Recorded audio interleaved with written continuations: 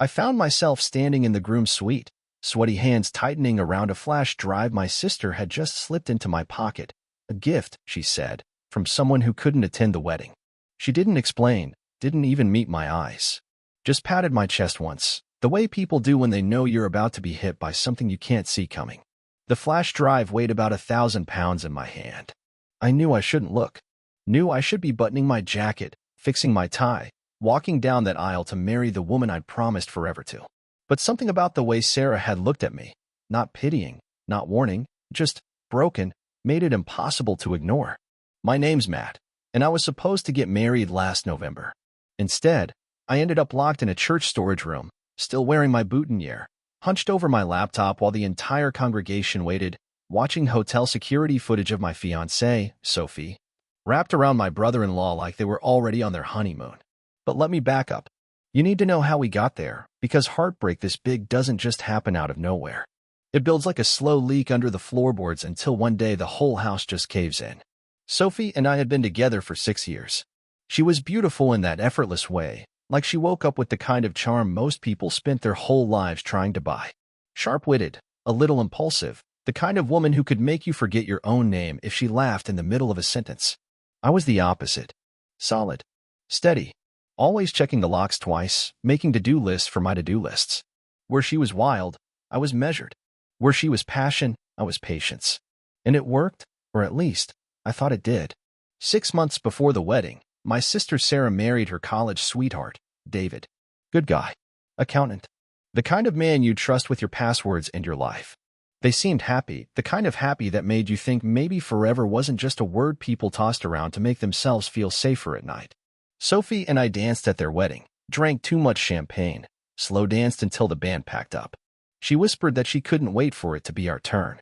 I believed her. God help me. I believed every word. 3 weeks later, Sophie went on a girls' weekend with her bridesmaids. One last hurrah before she became a wife, she said. No big deal. Spa days, fancy dinners, a lot of wine, and bad karaoke. She even FaceTimed me from the hotel once, laughing with a cocktail in her hand, hair messy from the ocean air. I didn't think anything of it. Why would I? We trusted each other. Or maybe I just trusted the version of her I needed to believe in. Fast forward to the wedding day. Everything looked perfect. Flowers, vows, smiling faces. Sarah was my best woman. Said she wouldn't let any of my bonehead friends plan the bachelor party or hold the rings hostage. She was buzzing around that morning, bossy and anxious like always, until she pulled me aside with that strange, hollow look in her eyes. This came for you, she said quietly, pressing the flash drive into my hand. What is it? I asked, my voice already tight. Her mouth pressed into a thin line. She shook her head. You should see it. Before you do anything you can't undo. And then she walked away. The room felt like it shrank around me. My skin itched under the layers of soot and starch. I don't know what possessed me to sneak into the storage room and plug it in. Maybe some ugly part of me already knew. Maybe my gut had been trying to warn me for months, and I'd just been too stupid, too hopeful, to listen. The folder on the flash drive was labeled, for Matt. Inside it, a set of grainy hotel security camera clips. First one, Sophie. My Sophie. Laughing in the lobby of a Hilton downtown, wearing the same red dress she bought for her bachelorette night out. Second clip, Sophie, stepping into an elevator with a man, tall, broad-shouldered, familiar. It took my brain a second to make the connection. David. Sarah's husband. My soon-to-be brother-in-law. They weren't holding hands, not yet. But their bodies leaned into each other the way magnets do when you don't even realize you're reaching. Third clip, hallway footage. Sophie fumbling with a hotel key, David brushing her hair off her neck. Her laughing, a laugh I thought was mine, before they disappeared into a room together. Timestamp, 11:43 p.m. Stayed inside until morning. I didn't even notice when my knees buckled and I ended up sitting on the dusty floor, the laptop screen glowing cold and merciless in front of me. My hand shook so badly I almost knocked the damn thing over. The betrayal wasn't just Sophie. It was Sarah too. The sister who had slipped me this grenade and walked away, carrying the weight of it on her own shoulders until the day it finally had to explode. The betrayal was bigger than all of us. Bigger than a wedding. Bigger than forgiveness. And somewhere beyond the closed door, an entire room of people was waiting for me to walk out there and promise my life to a woman who wasn't even mine. Not really. Not anymore. I sat there for what felt like hours, but it couldn't have been more than a few minutes. My phone buzzed in my pocket, a groomsman checking in, probably wondering if I needed help with my tie or my nerves or whatever excuse people make when they can sense something's wrong. I didn't answer. I just stared at the screen, the frozen frame of Sophie laughing up at David like he was her whole damn world. Funny how quickly a life can snap in two. 1 minute you're a groom. Next minute, you're a ghost at your own wedding. The storage room smelled like olden books and cleaning supplies. The overhead bulb flickered once, a cheap horror movie kind of flicker that would have made me laugh if it wasn't so fitting. It felt like even the universe was trying to tell me, "You still think you know how this story ends, kid?" I finally stood up, the movement stiff and heavy, like all the weight I'd been carrying was no longer pretending to be light. I shoved the flash drive into my pocket and wiped my palms on my slacks, leaving damp streaks. When I opened the door, the hallway beyond was still buzzing. Sarah stood about 20 feet down, arms crossed, chewing on her bottom lip, a nervous habit she'd had since she was 5 years old and broke Mom's favorite vase. When she saw me, her shoulders sagged, like she'd been holding her breath the whole time. I walked straight to her. "How long have you known?" I asked, low, steady, deadly calm. Her eyes welled up, but she didn't cry. Sarah was never the dramatic one. She saved her emotions for when they counted. 3 weeks, she said, voice cracking just a little. I didn't know what to do. I tried to pretend it wasn't real, Matt. God, I wanted it not to be real. But when I confronted David, she didn't finish. She didn't have to. The look on her face told me everything. David hadn't denied it. He hadn't even fought it. And Sarah, my kid's sister, the one I used to chase fireflies with in the backyard, had been carrying the knowledge of her own husband's betrayal, and mine, through 3 whole weeks of wedding showers, family dinners, and late-night wine toasts. She had given me the flash drive because she couldn't carry it anymore.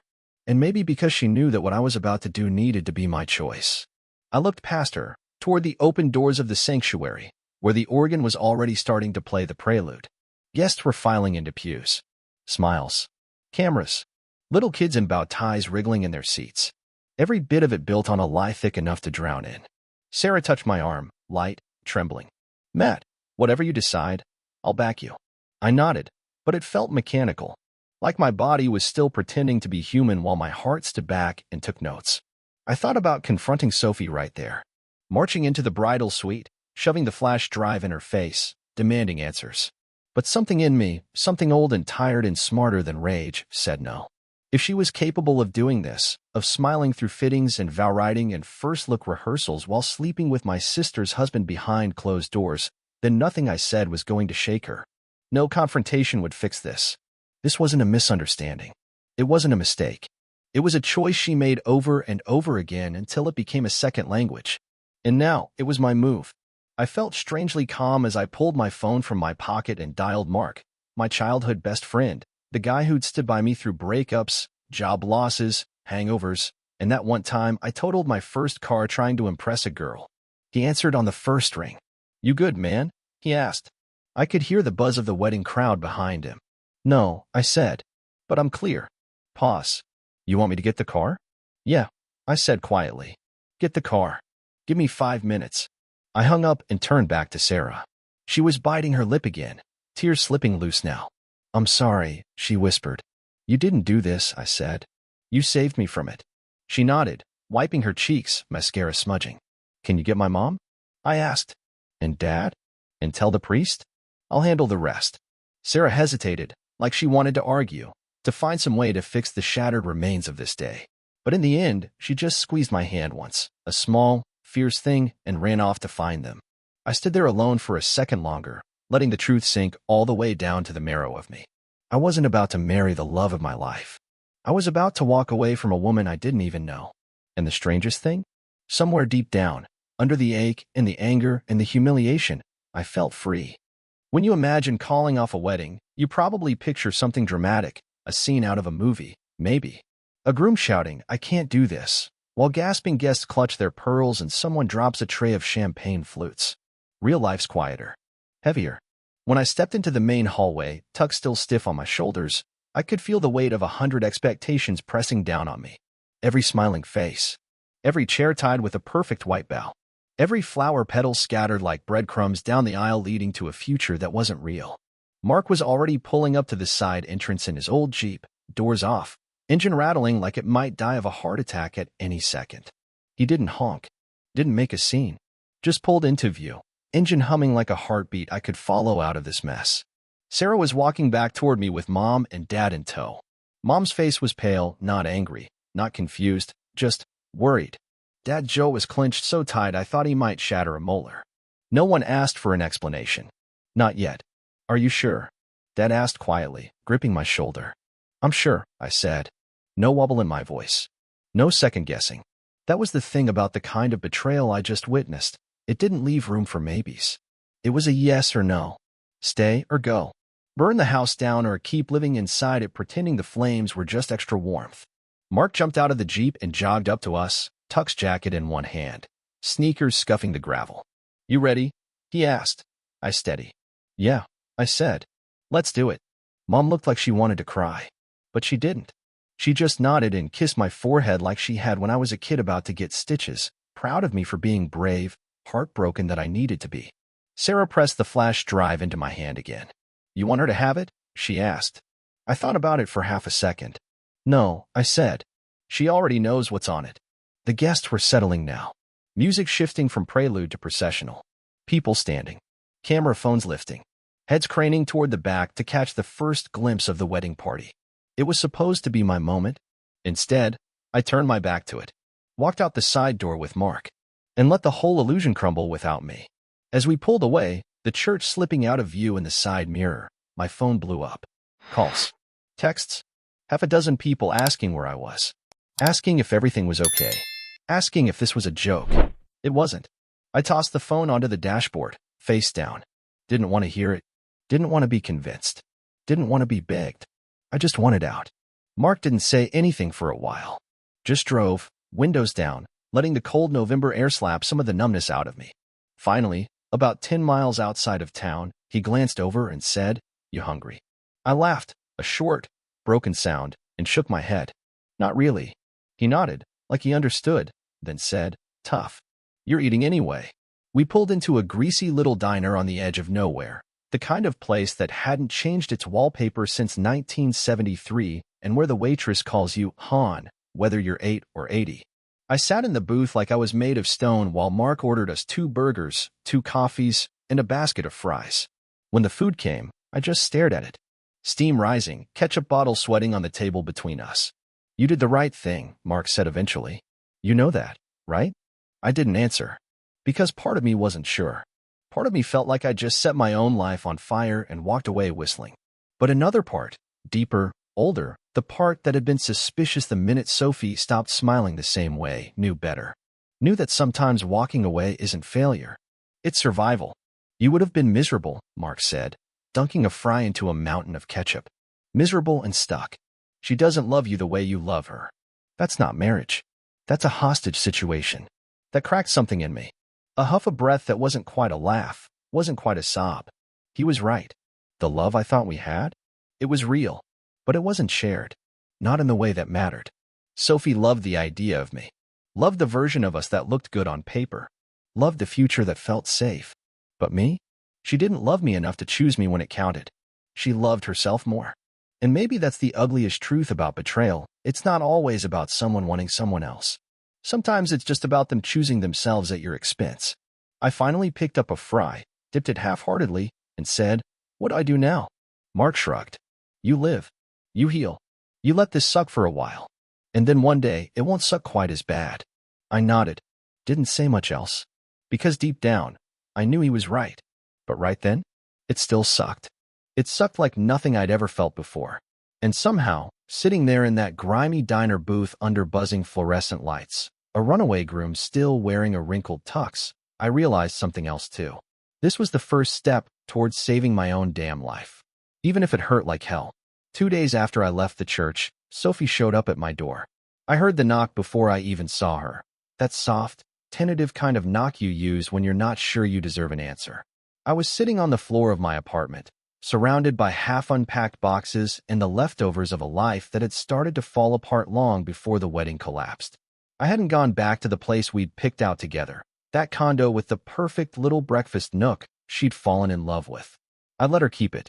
I didn't want the walls to remember what I was trying to forget.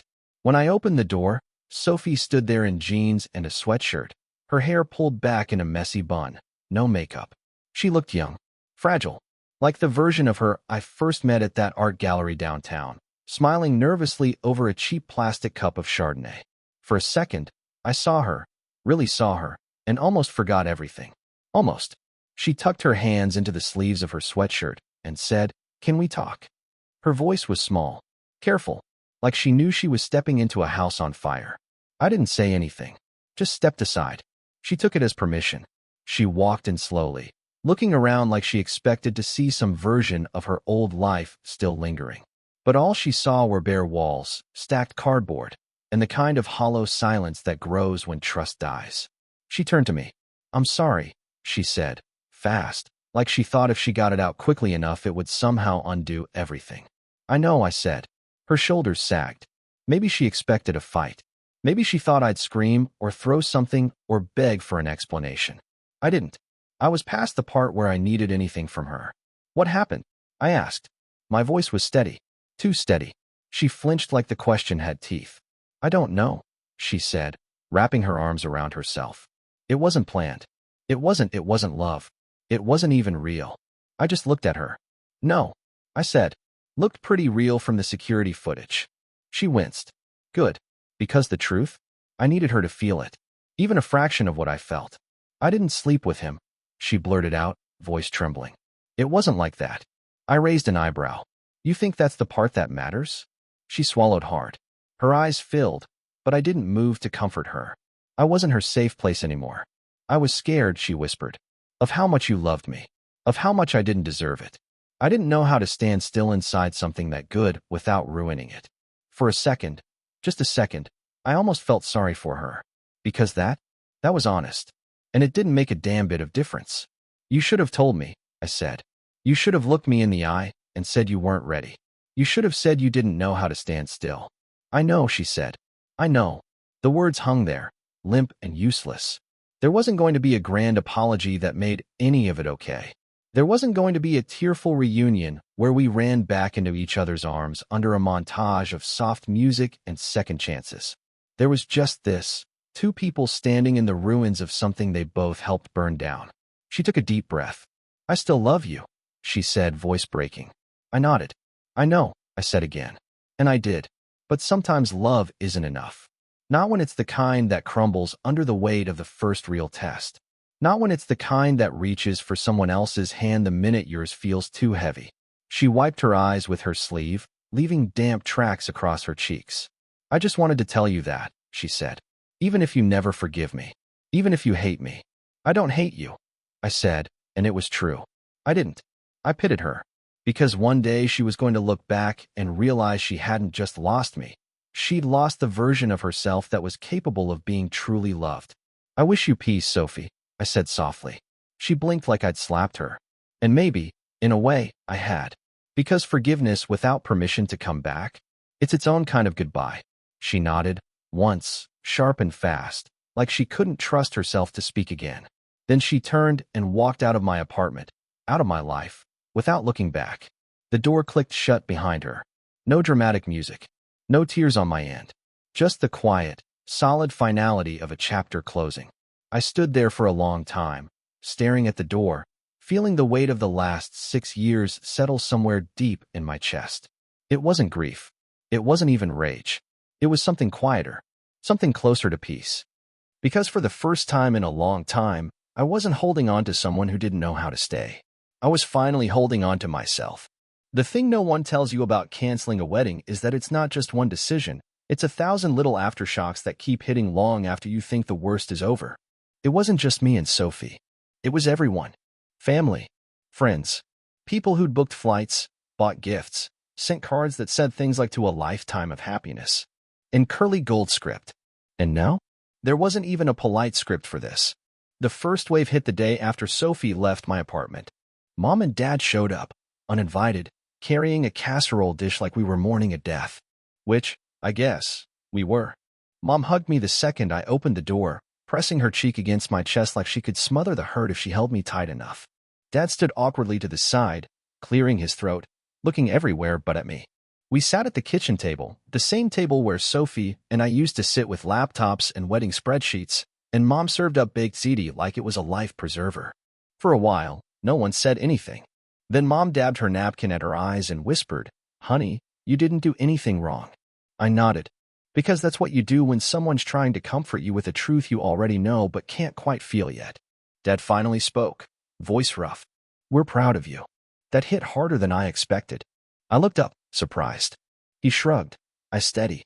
Takes guts to walk away when everyone's expecting you to smile and pretend. Takes guts to say, "This isn't what I deserve." Mom sniffled harder. "And me?" For the first time since I walked out of that church, I felt a flicker of something like pride. Not a big roaring pride. Not yet. Just a tiny flame, stubborn against the wreckage. The second wave hit later that week. Word got out. It always does. People whispered, speculated, made up their own versions of the story. Some blamed me. Said maybe I got cold feet. Maybe I was too scared of commitment. Maybe I was the one who'd bailed at the last second and broken Sophie's heart. And Sophie, I heard through the grapevine, wasn't doing much to correct the record. That stung more than I wanted to admit. But Sarah? She didn't stay quiet. I don't know exactly what she said, or to who, but whatever it was, it shut people up quick. I heard later that she pulled David aside at some family gathering and told him if he opened his mouth about me, she'd open hers about him. I didn't ask for details. Some battles you let people fight for you. Some fires you let burn. David moved out of Sarah's place a week later. Filed for divorce 2 months after that. Guess betrayal has a way of eating its own tail. The third wave, the one that hurt the most, came from myself. Because here's the thing. Even when you know you made the right call, even when the evidence is there, plain and damning, you still grieve the life you thought you were building. The Christmas mornings, the vacations, the little milestones, first home, first pet, first kid. You don't just lose a person, you lose a future. And there's no funeral for that kind of loss. No casserole that makes it easier. No card that says, "Sorry your almost wife wasn't who you thought she was." I spent a lot of nights sitting on the floor with a glass of whiskey, staring at the blank space where our wedding photos would have hung. I didn't text Sophie. She didn't text me. The silence between us became its own kind of boundary, clean, sharp, absolute. Mark kept checking in. Sarah too. They didn't push. Just showed up. Invited me to barbecues, poker nights, baseball games. Sometimes I went. Sometimes I didn't. But the important thing was they kept inviting me. They kept reminding me that the world hadn't ended. It had just changed. One night, a few months after it all exploded, I found myself at Mark's place, nursing a beer on his back porch while the sun slipped behind the trees. He tossed a worn baseball into my lap, the one we used to play catch with in middle school. "You know," he said, cracking open another beer, "I always thought you were too good for her." I smiled, dry and crooked. "Took me long enough to figure that out," I said. He clinked his bottle against mine. Better late than married to a mistake. And sitting there, with the crickets chirping and the sky bleeding into dusk, I finally let myself believe it. Sophie wasn't my forever. She was just the chapter that taught me what forever wasn't supposed to feel like. Not heavy, not uncertain, not conditional. And someday, when I found the right person, it wouldn't feel like I was chasing her. It would feel like coming home. Spring came late that year. Winter clung to the edges of town like a guest who doesn't know when to leave. Raw winds, gray skies, everything muddy and half awake. It matched how I felt inside, like some part of me was still frozen at that church door, staring at the life I almost walked into. But then, slowly, the thaw came. Little signs at first, crocuses pushing up through stubborn dirt, kids riding bikes past my apartment in sweatshirts instead of winter coats, the smell of charcoal drifting from backyard grills. Life, waking up. And somewhere inside me, something was waking up too. One morning, I walked into the spare room, the one Sophie and I used to call the someday room, and realized I didn't hate it anymore. Didn't see ghosts clinging to the corners, waiting to trip me up. It was just a room. An empty space waiting for something new. Maybe that's what healing really is, not pretending the hurt never happened, but finding a way to let the hurt lie beside you without running the whole show. I bought a can of paint that afternoon, a warm gray, steady and calm. The kind of color that doesn't apologize for taking up space. I spent the weekend painting, music blaring, windows wide open to let the fresh air in. It felt good. Honest. Hard work that left my hands sore and my heart a little lighter. A few weeks later, Sarah invited me to her new place, a small apartment closer to her office, nothing fancy, but hers. When I walked in, she grinned and tossed me a beer. "Guess we're both rebuilding," she said. I smiled back. "Guess so." We didn't talk about David. Didn't have to. Some endings don't need rehashing. They just need acknowledgement. Like scars. Visible, undeniable, but no longer bleeding. That night, driving home, I passed the church where it had all fallen apart. I didn't mean to. Wasn't looking for some big cinematic moment of closure. It just happened. The parking lot was empty. The lights were off. Just an old building under a new sky.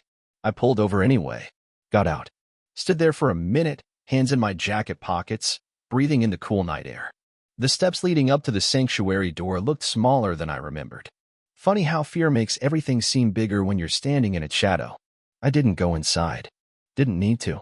I just stood there and said a quiet goodbye, not to Sophie, not to the wedding, not even to the future I'd once imagined. I said goodbye to the version of myself who thought love meant ignoring red flags and betting your life on someone else's promises. I said goodbye to the man who thought loyalty could fix everything. And then I got back in my truck and drove away. Not bitter.